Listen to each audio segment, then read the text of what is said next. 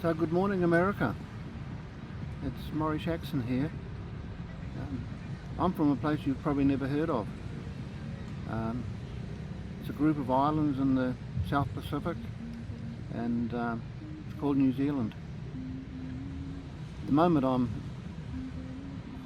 up here in Danang in Vietnam, and if you're watching this channel you can see it's about Vietnam Old Timers Travel Club, and it's also about art and poetry and writing. As you can see, the sun is coming up behind me. There's a wedding taking place behind me, a new beginning for two people. Danang Beach, of course, in March the 8th, 1965 was where the United States Marines landed, and it was more or less the beginning of the Vietnam War, which changed the history of the United States and hundreds of thousands of men and women in the United States, and of course here in Vietnam.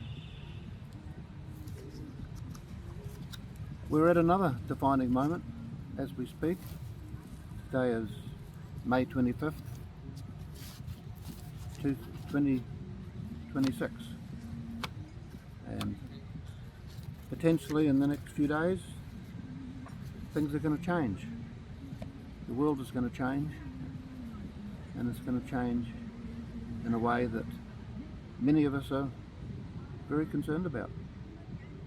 And here in Da Nang I talk to a lot of people, many of them are Americans.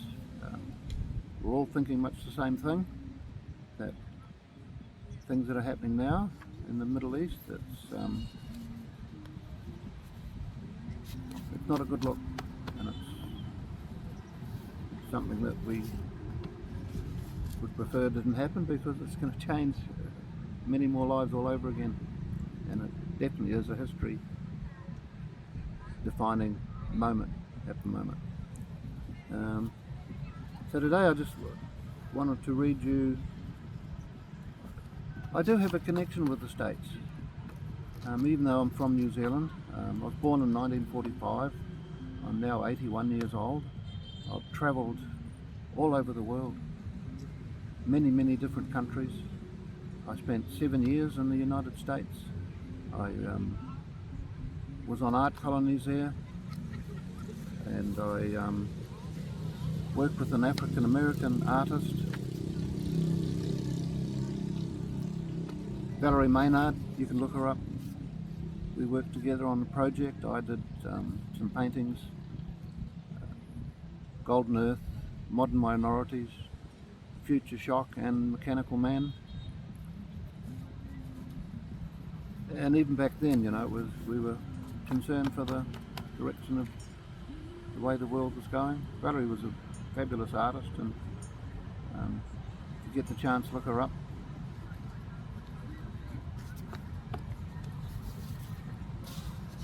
It's hard to know where to begin today, because I do want to be respectful, and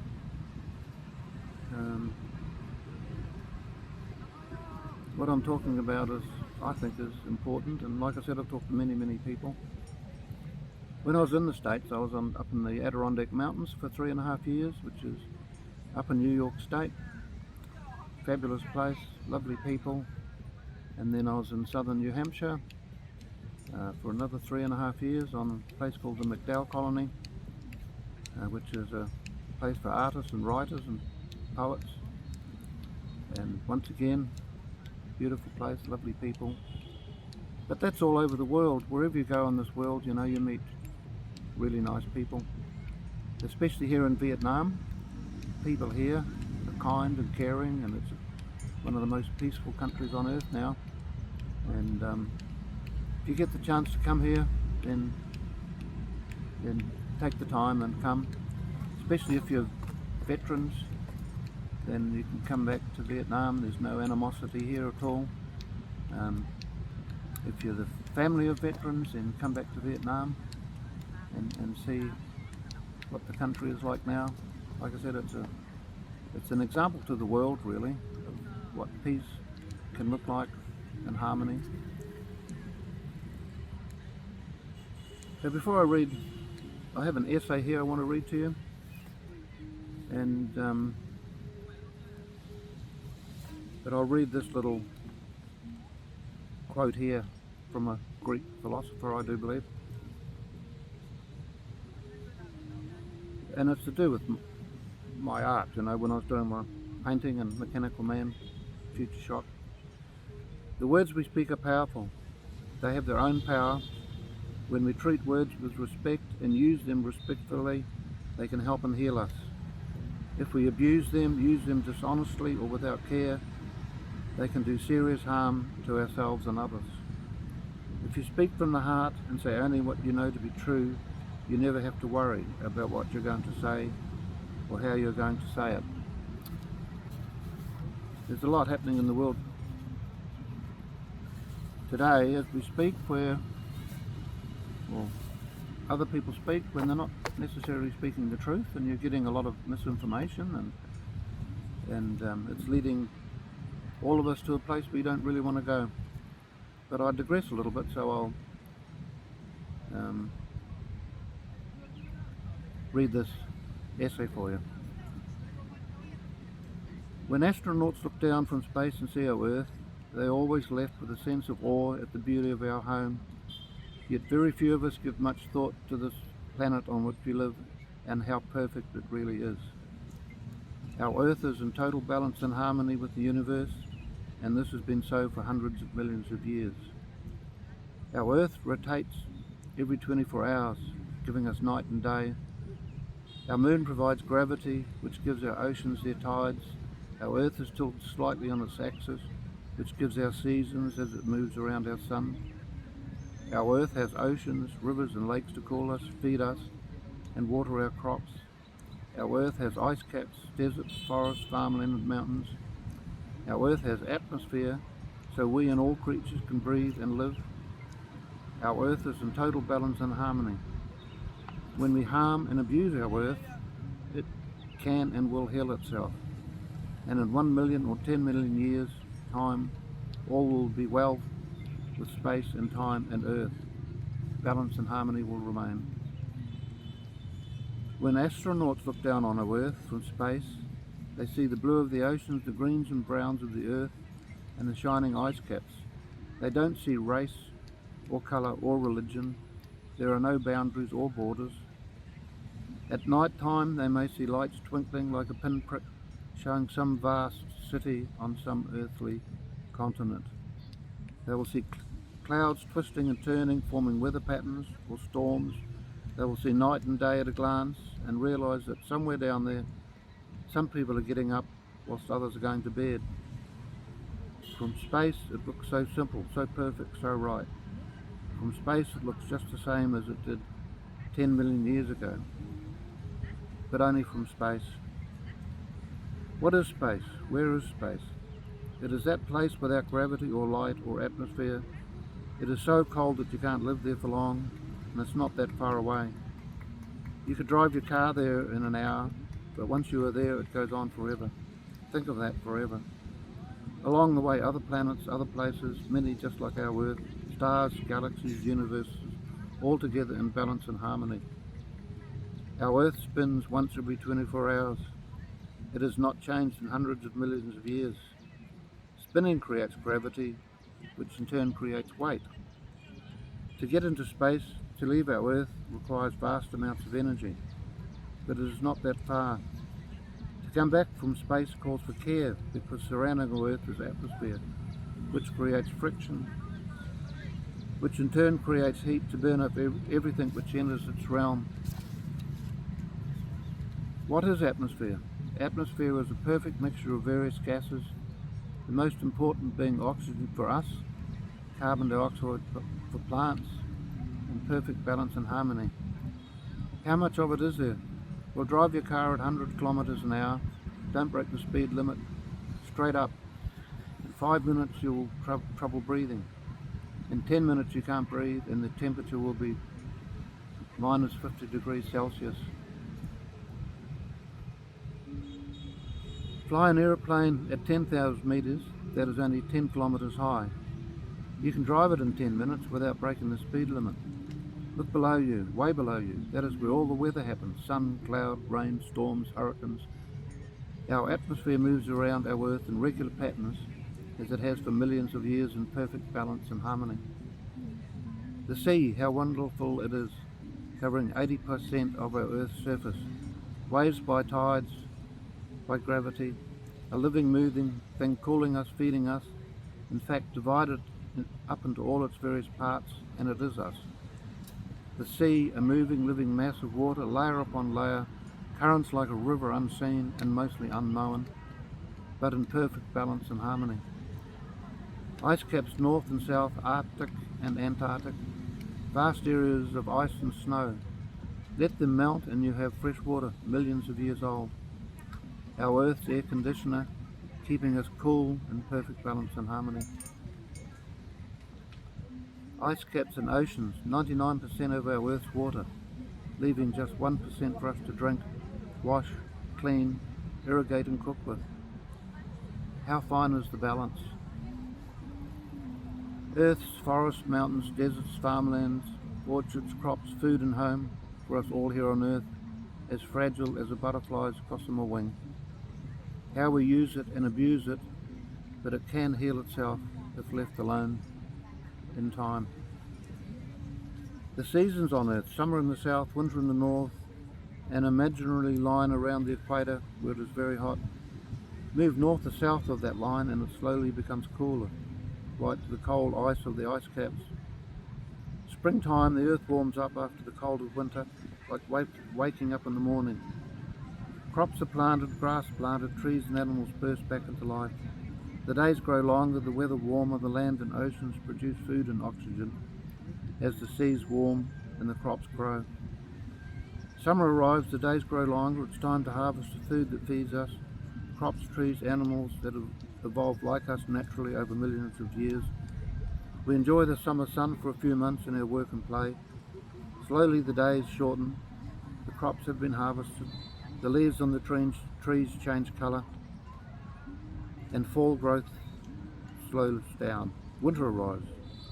For us a time of shorter days, longer nights, rain and cold, all part of the cycle. The earth is at rest, ready to grow again in the spring.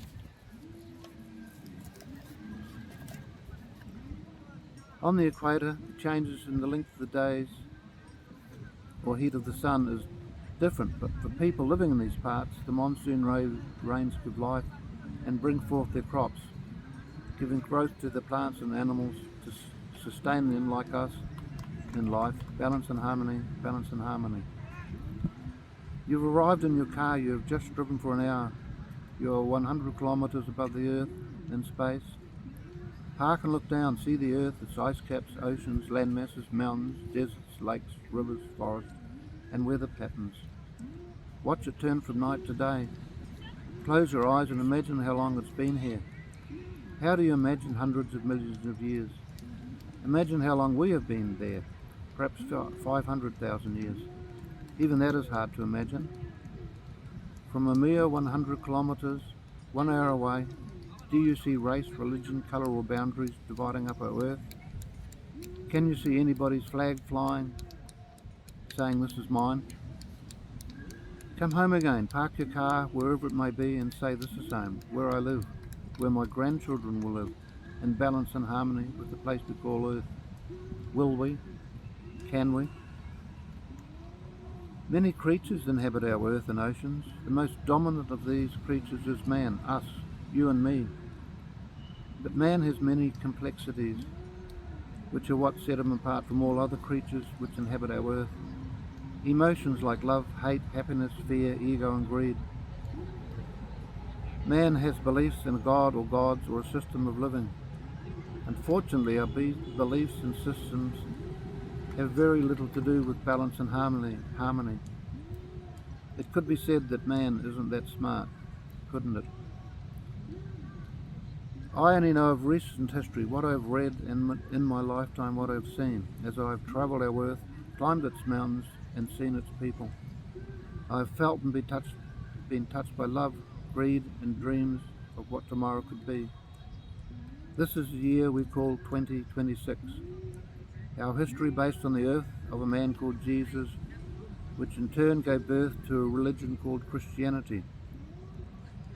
Our religion divided up and turned into many other beliefs and ways of being. Other men and people have different religions and beliefs: Muslims, Hindu, Buddhist, and many, many more. And each religion gives its people a set of rules to live by. All religions in their own way are right, but many wars have been fought over another person's religion, even in recent times. From space, our Earth looks to be a very orderly, peaceful place. The reality is life on Earth is very different for the peoples who populate this place. The history of man's time on Earth in the last 3,000 years is vast and complex, covering all kinds of issues.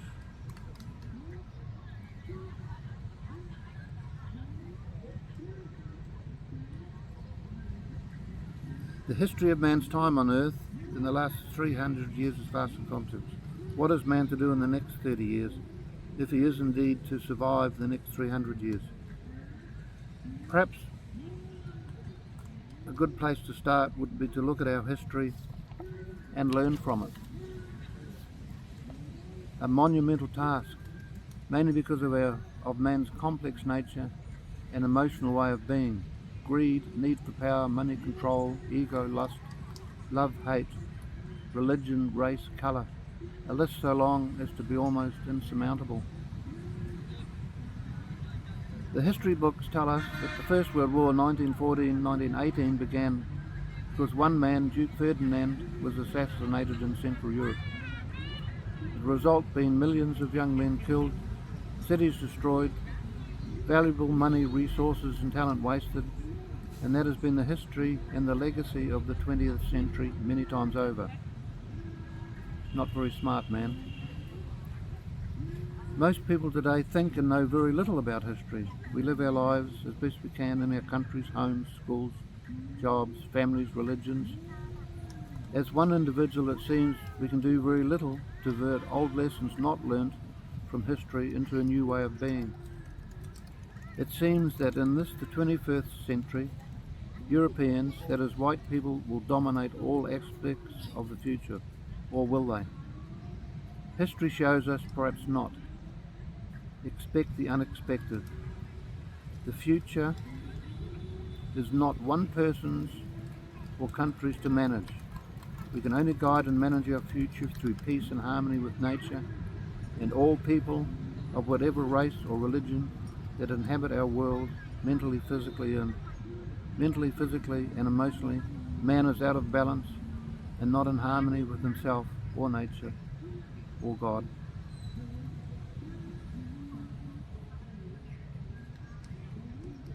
We in Western countries, that is for the most part white European people, live comfortable lives. We have homes, jobs, food, pensions, welfare states, cars, and the benefits of modern technology. But history shows us that this might not last. Like the earth, our way of being is a very fragile thing, out of balance and not in harmony with ourselves, nature, or other people with a different point of view or way of being. We can change the future, but first of all we must change ourselves, and events in the future will force us to do just that. The way man thinks and acts today is no different from the way he acted thousands of years ago in the past. Only today the problems are more pressing and urgent, and one person can make a difference. We live our lives as we are taught and told to do, not knowing how or being afraid to think and do differently. Based on the history of the past, it isn't difficult to predict what might happen in the future. What took hundreds of years to evolve in the past, in the future will only take decades. Man's way of being, which hasn't changed, and technology will see to that. Technology, what a miracle it has been, and most of it has happened in the last few decades of my lifetime. Much of it for the good of mankind, most of it not. Imagine if the talent and treasure spent on weapons of war was diverted into protecting our home, Earth, and the people who live on it. It's stand up and say so and expect to get knocked down. Yet many people are standing up, and in the future many more will. Will you be one of them? Will you be different? Will you think as a modern man must, not as ancient man did?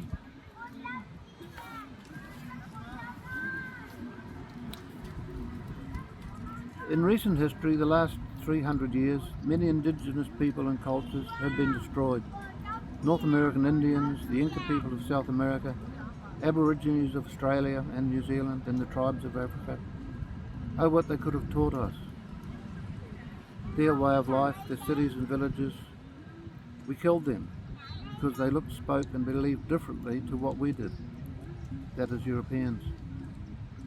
North American Indians cherished the earth. Incas had a system of civilization when Europeans were living in caves. Australian Aborigines survived for 60,000 years in the harshest climate on earth. In Africa, from Egypt in the north to Pygmy people in the south, all people in ways we should have learnt from and respected, but we prefer to call our way progress. Yes, indeed, some people, ancient people, did hold human sacrifice ceremonies or ritual and religions that were not right. But our way in the 20th century was far more barbaric, a century of wars, killing tens of millions of people, destroying cities and tens of thousands of people in a single day. The 21st century looks to be no different, or will nature intervene? In a primitive culture, as a rule, one does not produce what is not needed. The contrast between primitive culture and assumption of a fixed bundle of wants and our culture's assumption of infinite wants is one of the most striking. It contributes to stability in the one and restlessness in the other. Most, though by no means all, primitive societies have intuitive limits on how much wealth may be accumulated by one person. Rarely does primitive society permit the permanent accumulation of vast quantities of wealth. This is not to suggest that a system called communism is a way forward, but it might suggest that unbridled capitalism may not be the way either. With share market highs and lows, or major corporations milking billions from people's pension funds, proceeds enriching a few, you remember, life is short. It is always well to remember that Homo sapiens, regardless of race, language or culture, is a single species. But there is a tendency in human culture to provide remedies for the conflict and suffering it creates. The tendency of man to search for solutions to problems he himself creates is what urges him up the evolutionary tree. We perceive that man has the capacity to exhort new adaptations from his suffering, and if he does not destroy himself too soon, he may eventually come upon a destiny of great beauty. I say may rather than will, because of man's well-known capacity, from bow and arrow to atomic nucleus, to use his discoveries against himself. This capacity to use his culture against himself may yet overtake man and destroy him.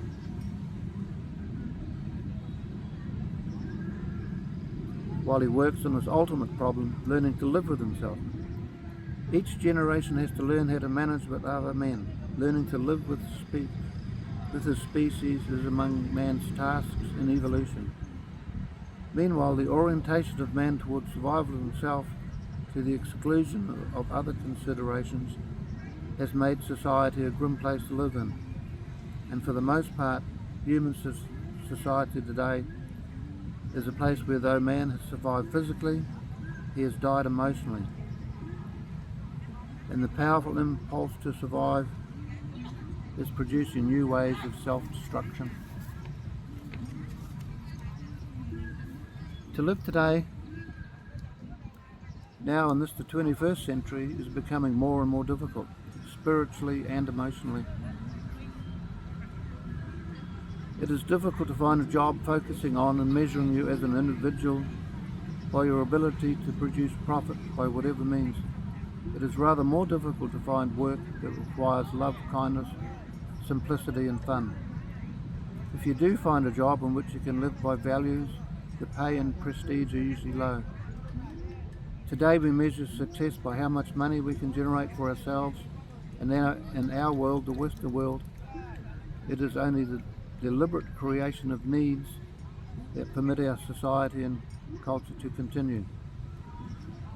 Modern man has for some reason developed a need and desire within himself to consume to the detriment of our earth and the people on it, and to eat up natural resources, use people less fortunate than ourselves, and pollute every corner of our globe to fuel our need.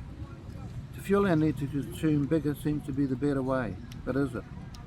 Bigger only seems to dehumanize even more, and each individual's talent, job security are in danger of becoming obsolete. Therefore, man and woman start each day afraid that one morning they may wake up to discover that they too are obsolete and disposable. This fear is so powerful that the fear of being rejected is the most common cause of emotional crisis in the Western world. Imagine the fear of the individual involved in supporting a home and family, of not being able to keep up with technology and change, and finding themselves redundant at 35. Is this the future?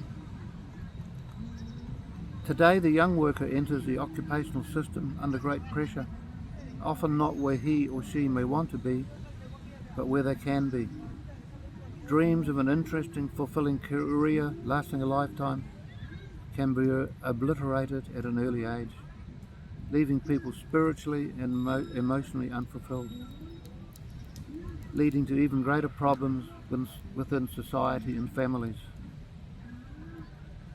Many women and men today, like people throughout history, have a desire to work for themselves, create their own dreams, security, wealth and businesses. In the modern world, this is becoming increasingly difficult, and those who fail are numbered in their ever-increasing tens of thousands and are looked down upon by society. Yet one of the most basic rights of democracy is the right to have a go. Not all will succeed, but democracy's biggest success is individuals having a go. Slowly at first, but at an ever-increasing pace, as globalization takes place, big business corporations, huge companies listed on and dependent upon the stock market have come into being. Many of the largest of these global corporations are involved exclusively in the arms industry, others in technology, yet others in food, farming, forestry, fishing, marketing, building, manufacturing. The only goal to maximise the profits today, well, by whatever means possible. The men and women running these corporations are paid according to the profit they achieve.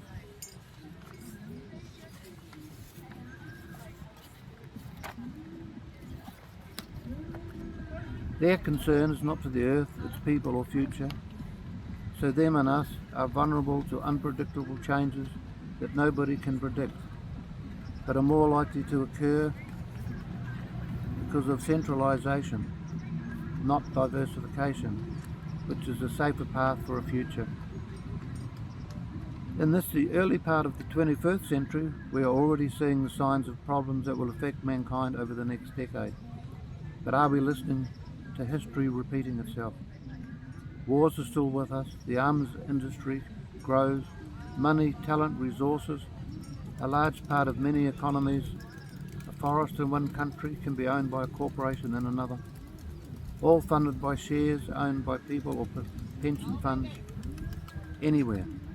Numbers on a board in the stock market, a very fragile thing. Yet whole countries depend upon managers or politicians in other cities or countries far away for their very survival, managed by managers who have no knowledge of or interest in their part of the world or their culture or religion. The manager's only concern is maximising the profit today, a very fragile thing for tomorrow. Modern man is indeed a unique creature. He can think and rationalise. He instinctively knows when things are not right or danger looms. But he has less ability than the smallest animal or insect to adjust and change. His basic instincts are overridden by all those other emotions that rule our lives. Pride, ego, arrogance. How much can one man really know, however intelligent he may think he is? Our planet, our Earth, our home, a living organism in space in the universe. There may be others like it somewhere out there, further away than we can imagine, certainly not yet in our sight. Even if we could see another planet, how would we, you and I, get there? Our Earth is a very unique place, like a golden grain of sand in the universe, the only grain of sand we can see. Mankind is not going anywhere. This is it. This is what we have. This is home. Your shelter, bed and food. Earth has it all. Earth has it all. Enough for now and the future. If we use it wisely, but we won't, will you? Can mankind adapt, change, evolve so he has a future on Earth? I think he can. He must know home, Earth, will still be here if we are not. Imagine if the mind of man changed. He saw his home falling apart, the roof was leaking, windows all broken, weeds in the garden, rubbish piling up at his front door, and every day it rained. Or perhaps every day it didn't rain. The man would probably invest some time and money repairing his home, so he and his family could stay fed and dry. Or would he? Perhaps with the money he had, he would buy a better car, take a long holiday, go to the casino, eat and drink out, hope that someone else would fix his home, whilst he spent his money on things he wanted to do. And if he didn't have enough of his own money, why, he could always borrow some, couldn't he? And all would be well, wouldn't it? Even you know the answer to that. The countries, corporations, politicians, those people in power who manage Earth's resources seem to see the Earth as home, or man doesn't seem to see the Earth as home or man as a single species, but rather to them home is a fixed abode in a place or country. Personal wisdom or success they measure in how big the home and how much money they make or control. Politicians and political parties serve the people less and globalization more. The military of Western countries defend the people less and the interest of corporations more. The world's natural interests are the interests of the few, not the many. Race, religion and resources are the major cause of conflict. The control of resources is a major concern of Western powers. Control by whatever means possible. Little regard is given to the spiritual, emotional or health of people at home or abroad. The views of people on the state of our world are governed and manipulated by people in power, using marketing, patriotism, propaganda and fear.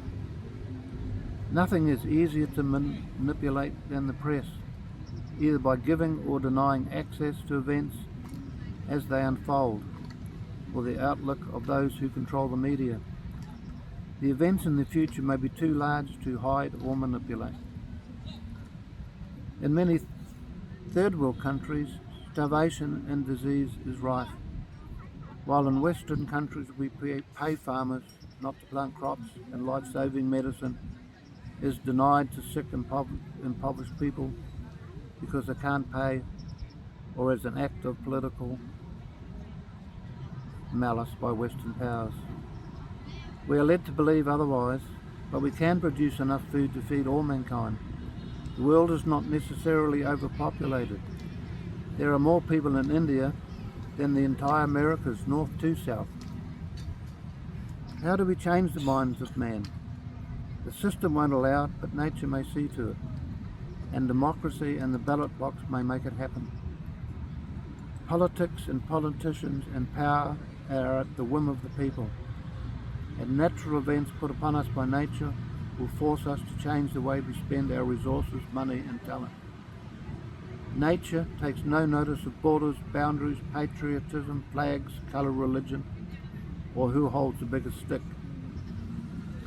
The natural forces which govern the earth are global. It's one system that affects all, no matter where. What can we do about it? The leaders of tomorrow are being born today. The leaders of today will be no more in a few decades to come. History shows us that civilizations move and change. The powers that be today can be put aside and changed tomorrow. One country's dominance is but a fleeting thing. Wherever you travel in the world, you will see many people, regardless of colour, race or creed, who are kind, caring, ready to love and give all for their homes and families. If you have a home that needs repairs, you put your money, talent and resources into doing that task. Today's house has many rooms, but only one roof. A small hole in that roof can flood the whole house. With the help of many, climb up on the roof and help fix the hole.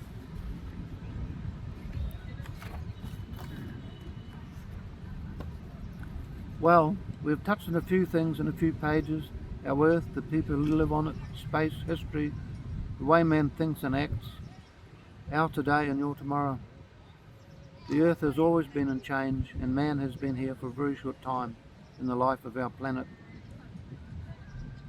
If you took time as a 24-hour clock, man has been here perhaps a minute. All developments on earth in the last million years have taken place naturally, from volcanoes to dinosaurs over long periods. More changes have taken place in the last 100 years than in the last 1 million.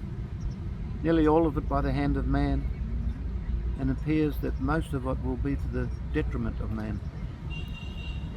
Deserts grow as trees are cut down, lakes and rivers disappear, their water used for irrigation, drinking and power are just used up. Great cities are built, rubbish piles up, polluting our ever-decreasing water supplies. In the last few decades, wars have been fought over resources.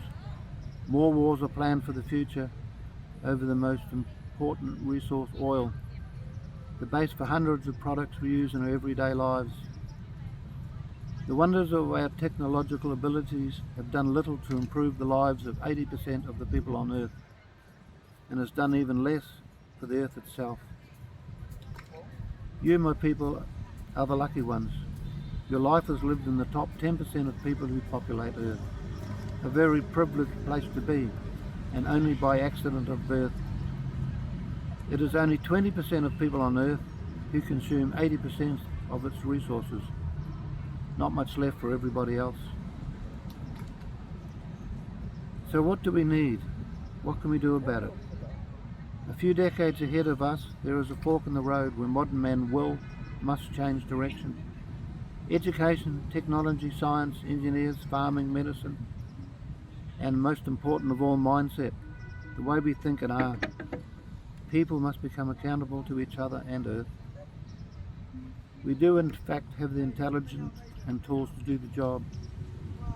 Democracy will be the system to make the changes in time, and minds of ordinary men and women are being changed by events taking place now. The ordinary human being is no fool.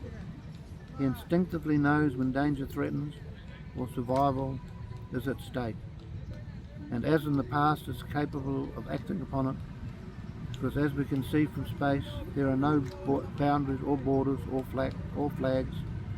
Our Earth is one. Over the next few decades, the countries that put their money, talent and resources into researching, finding answers to and building technology to benefit Earth are the countries that will benefit most economically.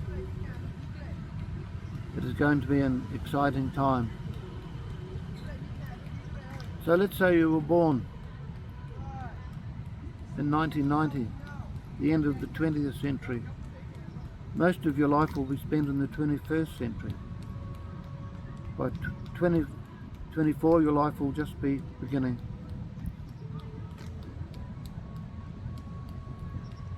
I would have been born 100 years prior and long gone. Possibly by the time most of your life's work will be done. Your children will be growing up. Maybe you will even have grandchildren. Not all that far-fetched, but highly likely, and not that far distant. Time never stops, just moves on. By the end of the century, your grandchildren will have children. Think about that. And my life and name will have been long forgotten. All part of being human. By 2050, most people alive today will be gone, and your generation and generations after you will be in control of your own destiny. What an exciting time it will be. The world as it is, and we know it today, will be totally different, beyond our imagination.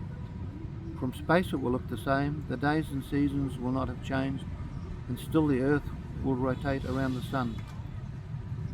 Sea and tides will still be with us, influenced by our moon. Man, if he is wise, will be moving closer to being in balance and harmony with Earth. But that will take time. It's the beginning that counts. So begin. So there you have it, people. A little essay. I wrote that 25 years ago. And I'm 81 now. So, and the print was a bit small, so I did have a little bit of trouble reading it.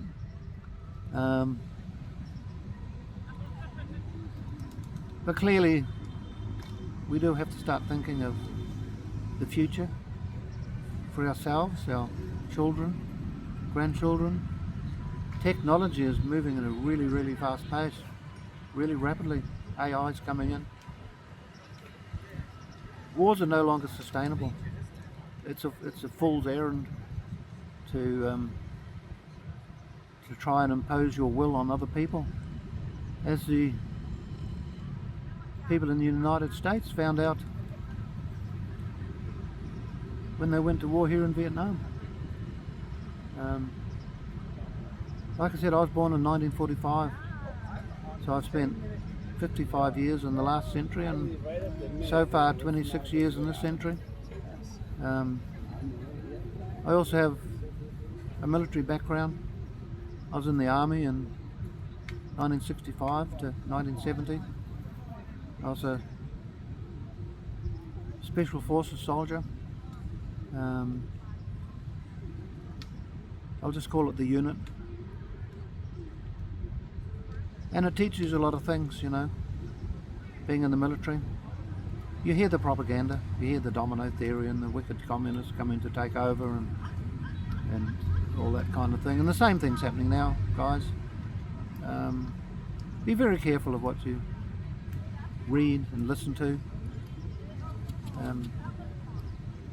Make up your own minds. War is never ever a good path to go down.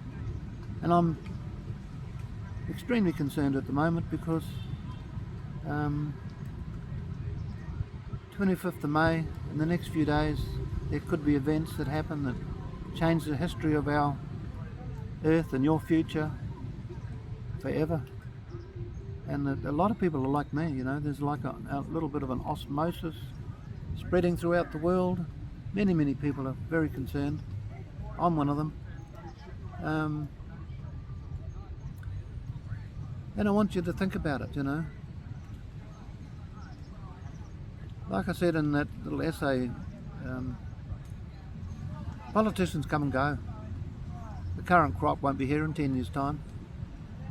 Clearly they're not overly concerned about your future or their children's future. They have a belief system somewhere in their head that's telling them that this, what they're doing now, needs to be done, and it's just it clearly doesn't. I've been to Iran, for example. I've been to Tehran and Isfahan and Shiraz, and wherever you go, people are fantastic. I actually flew out of Tehran on El Al. This was in 1978, and I went into Israel and I stayed there for 4 months.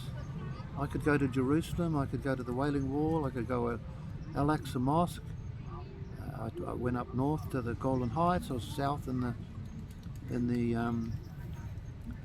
Sinai Desert, and I've been in countries like Burma where there's terrible things were happening. I've been in northern Thailand after the war here with Cambodia and Laos, up the refugee camps. More terrible things happening with people's lives, and we're in that phase again. And it's not a phase you want to be in. I truly think that we need to take stock, and the people in power now, I hope you have the wisdom to examine carefully who you are casting your vote for. You need to read their record, see what their history is, what they believe in, and are they going to make changes that benefit you? Because the amount of money being spent today on wars is not benefiting you. It's not helping your children or building hospitals. And Vietnam is a prime example of what a peaceful country can be, which is why I say come here. Meet the people. See their sense of humour, their kindness, their family values. There's this talk about communism and socialism, and it's all nonsense, people. You know, it truly is. Your way, our way of government is not necessarily the best way to be looking after our people. That's the sole job of government, is to look after its people. And so I'd urge you just to think about things, and I hope if you listen to this and you learn one thing, that it's been worth it for me to be here talking to you. Like I said, in the States I did a lot of artwork, painting, and a little brief on some of my work. Not sure if you can see that or not. Mechanical Man, Modern Minorities, Golden Earth, Future Shock, and myself, obviously many moons ago. I was a bit younger then. But my time is getting short, you know, but I've children and grandchildren. And I would like to, perhaps by talking to you and sharing my thoughts and sharing my life, I've got other readings that I've done here in Vietnam, sharing poetry with you, my thoughts on the world. If you want to go and look at some of those, then please do. If you like what I'm doing, then follow and like and share. Let's try and get a few more people around the world educated. Like I said, I spent 7 years in the States. I had a green card. My son was born there. I now live in New Zealand, but I have travelled and seen a lot. So here we are at Danang Beach. Fabulous sunset. A wedding taking place behind us. Sontra Peninsula out there. Hundreds of people already out on the beach doing their exercising, and there'll be hundreds more very, very soon. So there you have it, guys. I've enjoyed talking to you, and I wish you all well in the future. I hope what is about to happen doesn't happen, and we are all left in peace. So I'll say goodbye and thanks for listening. So, okay guys, thanks very much. Catch you later. Follow, like, share. If you don't like what I'm saying, you can turn me off as well. That's fine. See you later. Bye.